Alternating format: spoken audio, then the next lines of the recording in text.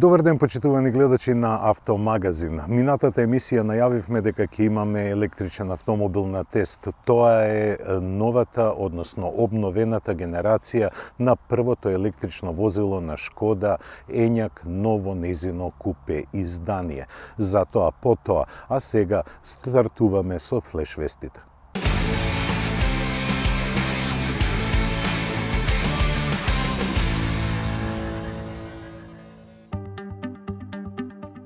И жените избраа автомобил на годината. Жирито, составено од 75 новинарки од 52 земји од целиот свет, одлучи дека најдобар автомобил за 2024 година е Kia EV9.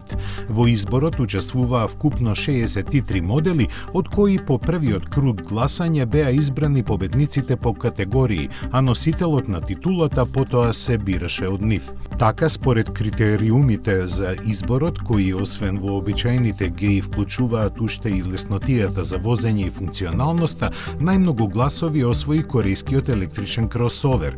Тој во финалето ги победи Volvo EX30, кој беше прогласен за најдобар семеен автомобил, BMW серија 5 како најдобар голем автомобил, Volkswagen Amarok најдобар пикап и Aston Martin DB12 кој победи во премиум категоријата.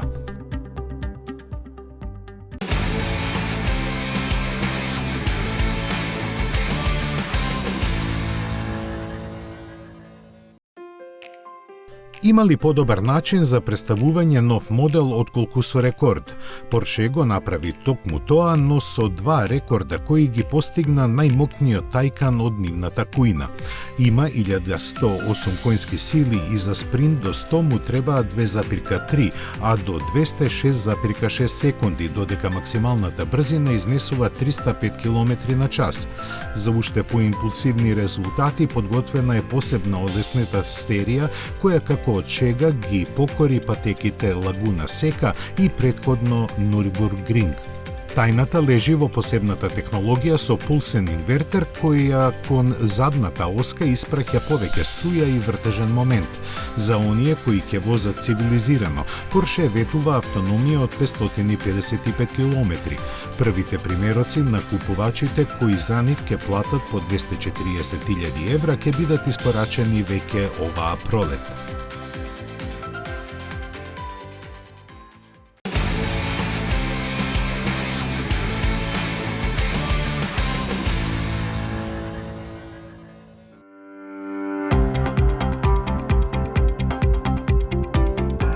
После Кина и Индија, нова автомобилска велесила дефинитивно ќе биде Бразил.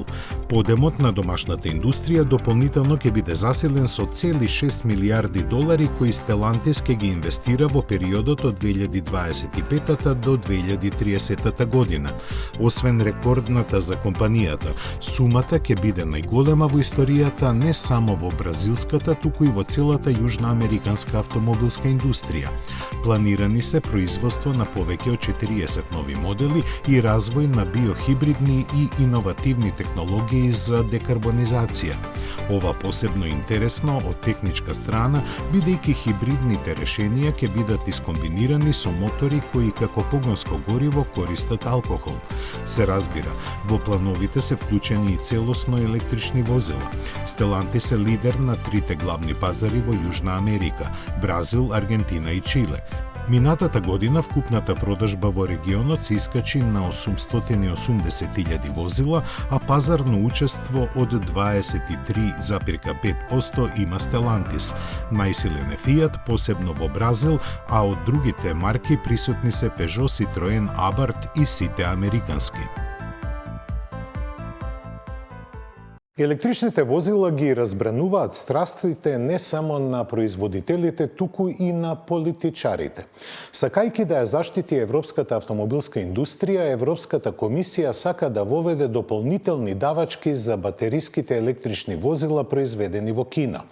Рокот за истрагата што е покрената пред 6 месеци треба да заврши во ноември, но најверојатно на постоечките 10% ќе се воведат дополнителни 5% до летово.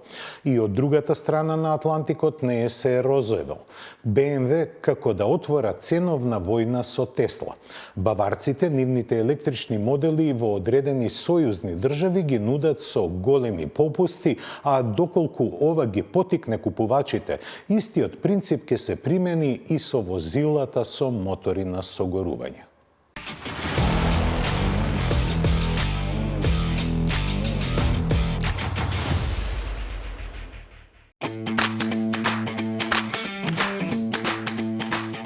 Европа започна да покажува заби. Планира да воведе дополнителни царини за кинеските возила. Политичарите сметаат дека нема време за чекање до ноември, кога извештајот на комисијата што ги истражува дампинг цените ќе биде готов, бидејќи десантот на кинезите започна. Според Европската комисија, увозот на електричните возила што доаѓаат од Кина веќе од јули би можел да биде оптоварен со дополнителни 10%.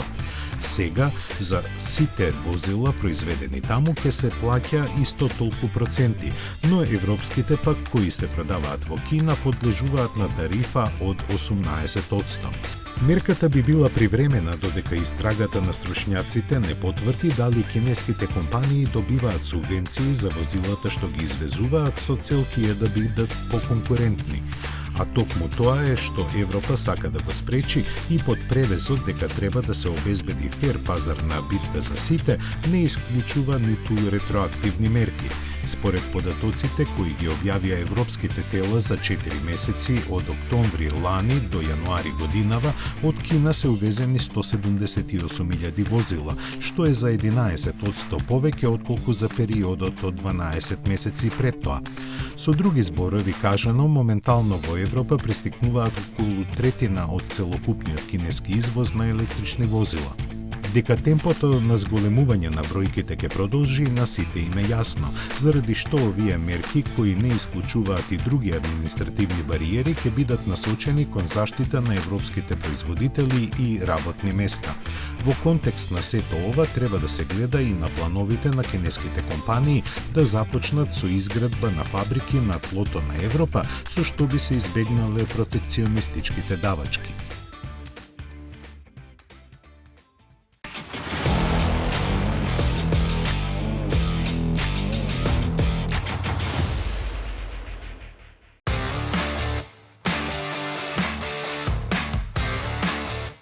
Бранувањето на пазарот на електрични возила донесува нови моменти. За некои дури практично до вчера ќе кажевме дека се невозможни. Но ете, BMW го опипува пулсот да влезе во ценовна војна со останатите производители на електрични возила пред се Тесла. Сигналите за тоа засега се внимателни, ограничени само на западните сојузни држави во Америка и моделите i4, i5 и iX. Имено BMW таму без многу да ја бранува јавноста на сите сопственици на избрани електрични модели од Tesla, Rivian, Polestar, но и Audi им понуди попуст од $1,000.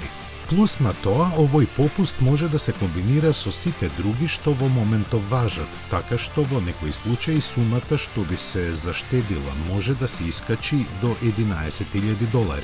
И не само тоа, се споменува дека дилерите на марката во директен контакт со купувачите кажуваат дека наскоро ќе им биде овозможена набавка на нов електричен BMW и на собствениците на возила од не премиум марките како што се Volkswagen ID4 или Ford Mustang Mach-E. Неофицијално, доколку програмата се покаже успешна, таа би била проширена и на неелектрични возила од директните конкуренти, Mercedes и други.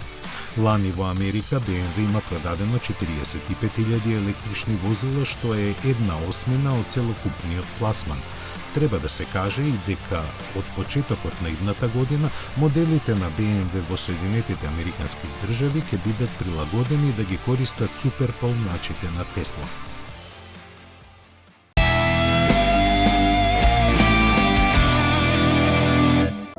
Кога ќе ве привлече нешто, а не знаете зошто. Во тој момент како некој да зборува со тебе. Запознај го новиот 408, со дизајн кој заведува повеќе отколку што очите можат да восприемат. Алюр и страст од секој агол. Тоа што вистински зборува со нас е нашиот внатрешен глас кој страстно шепти од нашата душа. Алюринг, новиот Peugeot 408. Сигурно имаш прашање. Како? Како можеш да поминеш 400 километри за само 300 денари? Размислуваш? Се обидуваш да веруваш. Со Volkswagen ID3, ID4 и ID5 ги имаш сите одговори. Денес техниката прави чуда. Електричното станува неверојатно привлечно. Одбери Volkswagen ID и доби пакет за 30 бесплатни полнења на турбополначите во Porsche Македонија. Volkswagen. Porsche Македонија.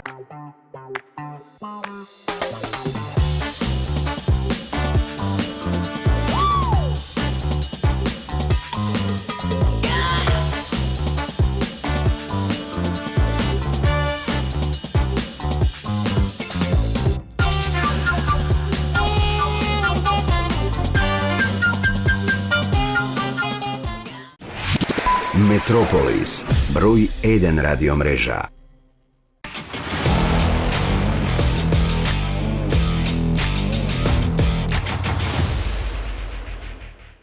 Да се остане актуелен и конкурентен е најтешката задача во борбата за купувачите.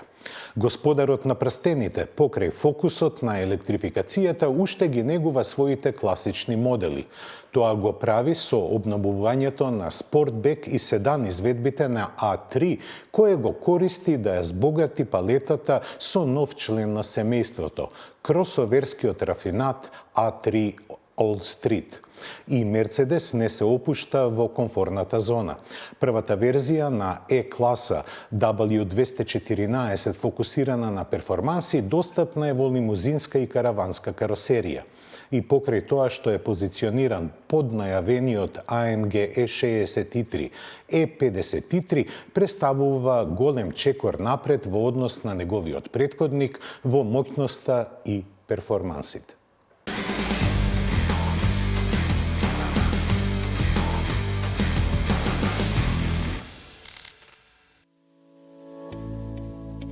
Со цел да ја задржи актуелноста на гамата A3, Audi направи впечатливи освежувања на популарните компакти.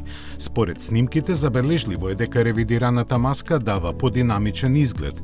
Пошироката и порамна решетка надополнета со два остри доводи за воздух и преден сплитер оставаат впечаток дека обновените модели изгледаат пониски. Дизајнерите на задниот дел беа инспирирани од моделите RS на марката и додадоа нов браник и дифузер. Кросоверот All Street е 3 см поодвоен од подлогата и има посебни детали на дизајнот кои му даваат погруб изглед. Стандардната опрема е значително проширена. Покрај мултифункционалниот кожен волен со 3 краци, стандардни се и автоматската контрола на климата, пакетот за амбиентално осветлување и предниот централен потпирач за рака. Промени има и во дизајнот на рачката на менувачот и отворите за воздух, како и нови текстилни украсни влошки.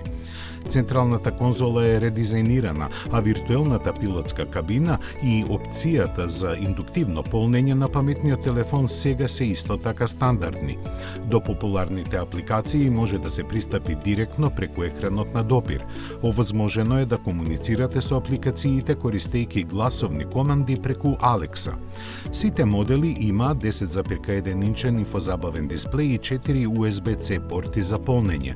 По купувањето на возилото до 5 дополнителни функции од областите на инфозабавата и удобноста може да се изнаимат поединечно, онлайн, со помош на апликацијата My Audi.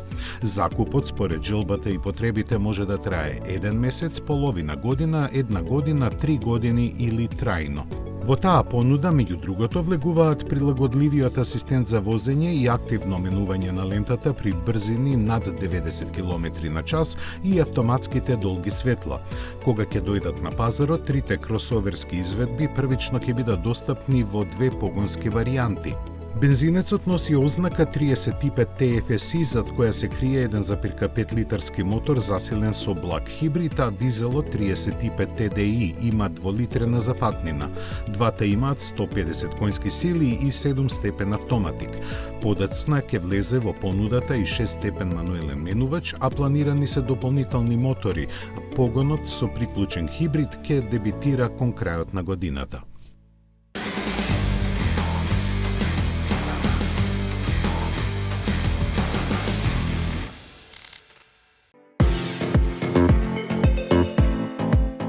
Привлечната Е-класа на Мерцедес доби поагресивен изглед, поостро подвозје и моќност до 612 конски сили добиена благодарение на електроните. Плагин хибридниот систем се состои од 3-литарски 6-цилиндричен мотор со 449 конски сили и еден електричен мотор 120 киловати силен, кој е интегриран во 9-степениот AMG SpeedShift менувач. Комбинираната моќност од 585 конски сили и 750 Нм вртежен момент се пренесува на сите 4 тркала преку системот 4MATIC Plus. Сепак, опционалниот AMG Dynamic Plus пакет отклучува поимпресивни 612 конски сили кога е избран режимот Race Start. Како резултат на тоа, седанот забрзува од 0 до 100 км на час за само 3,8 секунди. Со опционалниот AMG Drivers Package, максималната брзина е електронски ограничена на 280 за седанот и 5 км на час помалку за караванот. Природата на приклучниот хибрид дозволува да се вози исклучиво на електрична енергија до брзина од 140 км на час. Пакетот батерии има употреблив капацитет од 21,22 киловат-часови, нудејќи обсек со нулта емисија помеѓу 90 и 101 км, според циклусот WLTP. Со опционалниот брз полнач од 60 кW батеријата може да се полни од 100 до 80% за околу 20 минути. Очекувано E53 хибрид 4MATIC Plus доаѓа опремен со сите асоциации поврзани со AMG, вклучително и засилено подвозје, спортско поставување на потпирањето со приспособлива и прилагодлива амортизација, систем за сопирање со поголеми дискови и стандардно управување на задната оска. Пакетот AMG Dynamic Plus има електронски контролиран диференцијал за блокирање на задната оска, уште поголеми композитни сопирачки на предните тркала и функцијата Race Start. Визуелно, E53 хибрид 4MATIC Plus се разликува од помалите верзии на E-класа благодарение на осветлената решетка специфична за AMG и поголемите доводи за воздух на предниот браник. Профилот го дефинираат пошироките предни браници кои додаваат по 11 мм на секоја страна и нов сет на алуминиумски тркала од 19 инчи кои може опционално да се надградат на легури од 20 инчи или ковани тркала од 21 инч. Конечно, задниот дел има 4 издувни цевки и спойлер, што го издвојува од помалку моќните AMG Line шминкери. Од типичен стил на Мерцедес, опционалните AMG Exterior Night Package и AMG Carbon Exterior Package се нудат за оние кои сакаат да потрошат пари на црн хром или шминка од јаглеродни влакна. Во внатрешноста електрично прилагодливите спортски седишта се обложени со вештачка кожа и микрофибер со црвени контрастни шевови, а воланот е покриен со кожа. Инфозабавата има неколку дисплеи специфични за AMG, а MBUX Super Screen е дел од опционалната опрема. Мерцедес AMG 53 хибрид 4MATIC Plus наскоро ќе биде достапен за нарачка кога ќе се знае и неговата почетна цена.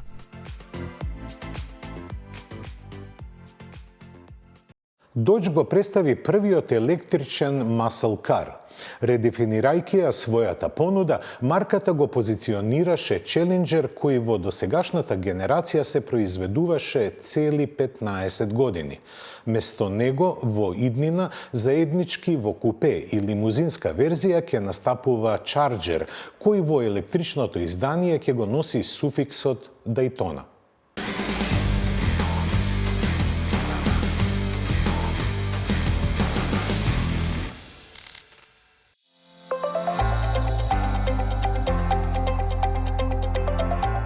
Dodge го представи првиот електричен muscle car.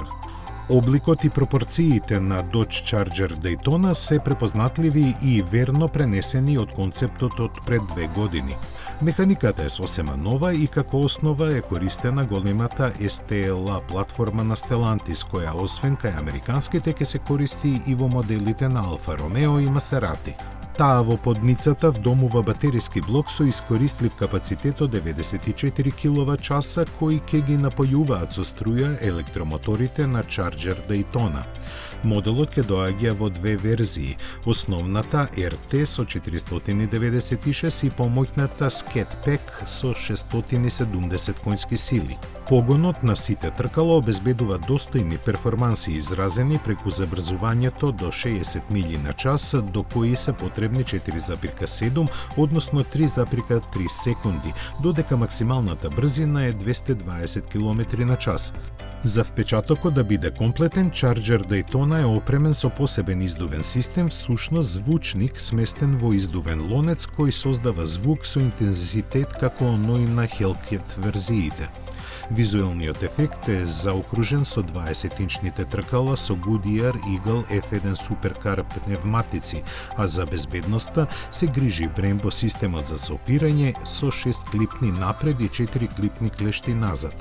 Автономијата кај послабиот модел е дефинирана на 510, а кај посилниот на 420 км, додека за полнење на батериите може да се користи струја до 350 кW.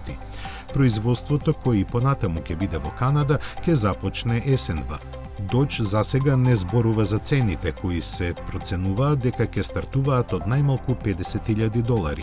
Како дел од идната понуда ќе се најдат и поевтините верзии на Charger со мотори со внатрешно согорување, но само со 6 цилиндри и 3 литри, обезбедени со 420 и 550 конски сили.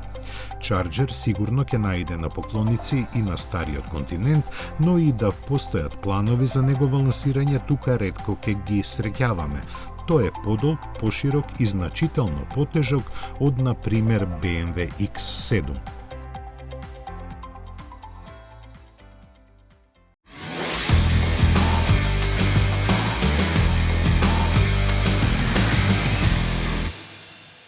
Шкода се приклучи на електрификацијата пред 2 години кога го исфрли моделот Enyaq на пазарот.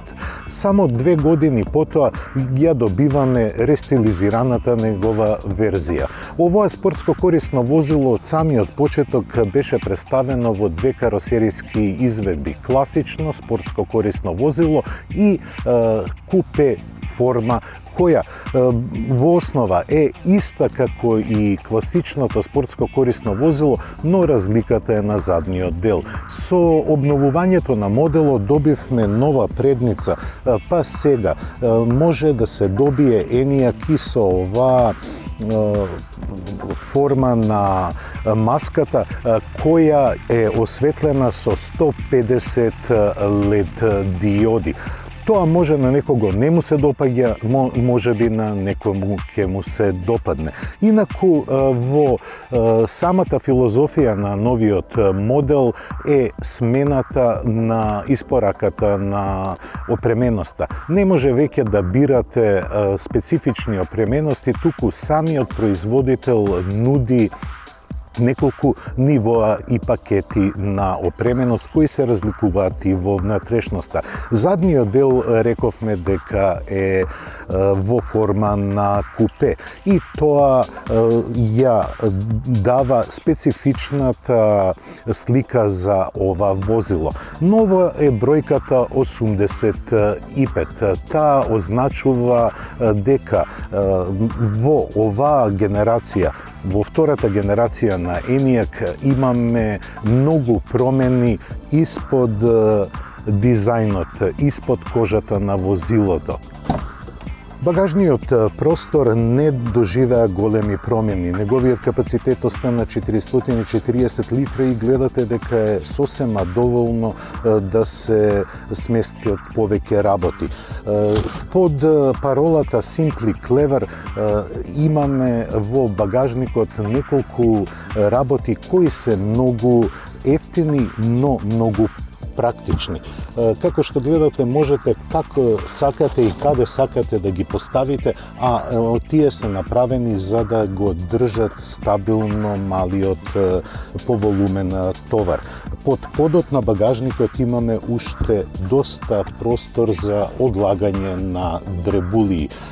Тука се добро концепирани волумените, а она што ми се допаѓа е што е искористен овој дел за да се спушти и да се чува приборот, односно кабелот за полнење заедно со полначот.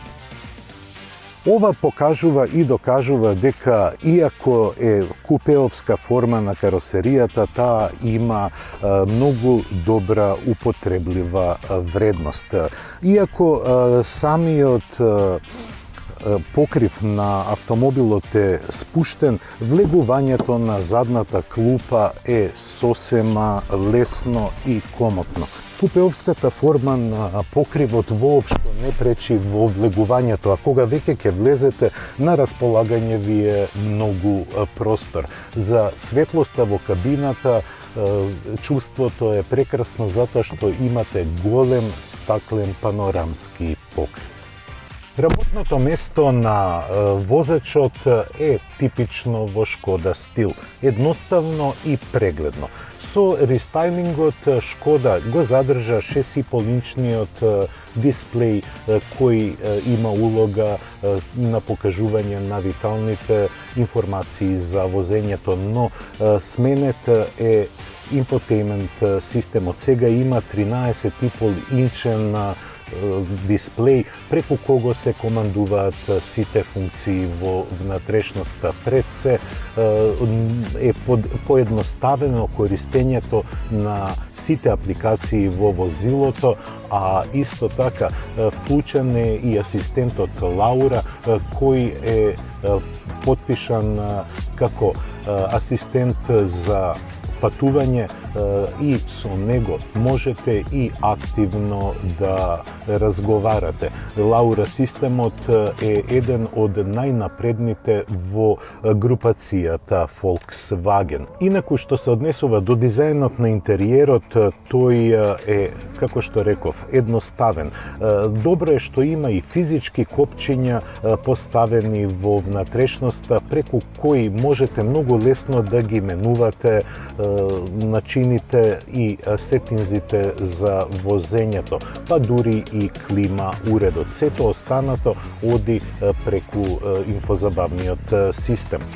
Инаку, добро е да се спомене дека има и бежично полнење на мобилни телефони, а целата организираност на интериерот е повеќе од само практична.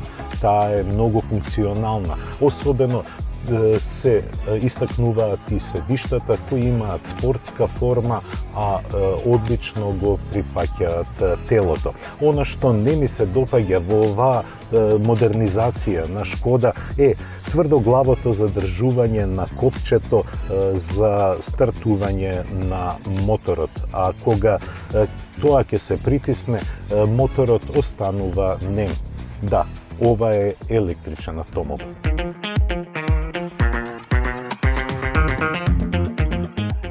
Иновациите на Шкода Ениак по редизајнот се испод лимот.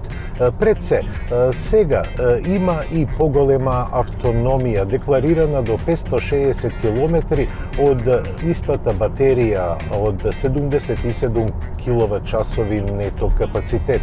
Тоа значи дека е направено нешто повеќе во менеджментот на батеријата и распределувањето на енергијата, па затоа со истиот капацитет сега може да се поминат и 40 км повеќе отколку кај претходната генерација. Инаку моторот е исто така доста засилен. Сега има 282 коњски сили, што е дури за 82 коњски сили повеќе од првиот модел. Сходно на тоа и забрзувањата се многу подобри. Од мирување до 100 км на час Enyaq поминува за 6,2 секунди, што е исто така подобрување во однос на претходната генерација за 2 секунди. Но, дали е се во брзањето? Не, електричните возила, како ги возите подинамично, така и повеќе ја празнат батеријата, па секогаш требате да бидете избалансиран во своите амбиции на возење. На автопат Enyaq е способен да помине повеќе од 450 км, додека пак во градско возење неговата автономија е зголемена поради зголемената рекуперација што се случува. И во обновената верзија на Enyaq има две изведби со ист капацитет на батеријата, но оваа што ја возиме е со погон на задните тркала, како и кај неговиот технолошки близнак Volkswagen ID.5, моторот е поставен на задната оска. Тоа пружа добро возење. Го имате она чувство дека управувате автомобил со погон на задните тркала, но поради ниската поставеност на батеријата и нејзината тежина имате зголемена стабилност. Не треба да се претерува премногу, бидејќи тогаш доаѓа до израз нагласеното работење на системите за стабилизација на возилото. Тоа не прави чувство на нелагодност, но сепак се разликува работењето на овие системи во однос на класичните автомобили, повторно поради тежината на возилото. Во својата внатрешност Enyaq пружа одлично чувство, не само поради удобноста, туку и поради завршната обработка во кабината, употребените материјали. Се што е на допир на рацете дава позитивен впечаток. Enyaq е одлично електрично возило. Има просечна потрошувачка, барем за време на тестот, од 20 киловат-часови на 100 километри. Зошто ја спомнувам инфраструктурата?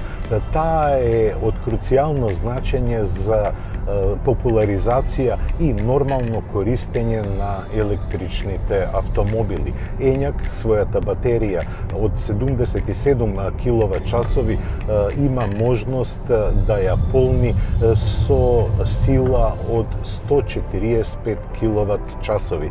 Такви полначи во Македонија се бројат на прстите на една рака. Времето на полнење пак од 10 до 80% на батеријата е за извонредни 28 минути, но повторно под услов ако имате на располагање брз полнач. Високата цена оди рака под рака со електричните возила. Enyaq со оваа поставеност на опременост чини 62.000 евра. Таа сума е поднослива доколку се плаќа на рати. Погледнете како би изгледал лизингот за Шкода Enyaq. Сепак, ние како држава и како купувачи се уште не сме подготвени за целосна електрификација. Поголем проблем е мрежната инфраструктура која имаме на полначи, отколку цените на електричните возила. Тоа беше се што подготвивме за ова издание на Автомагазин. До гледање.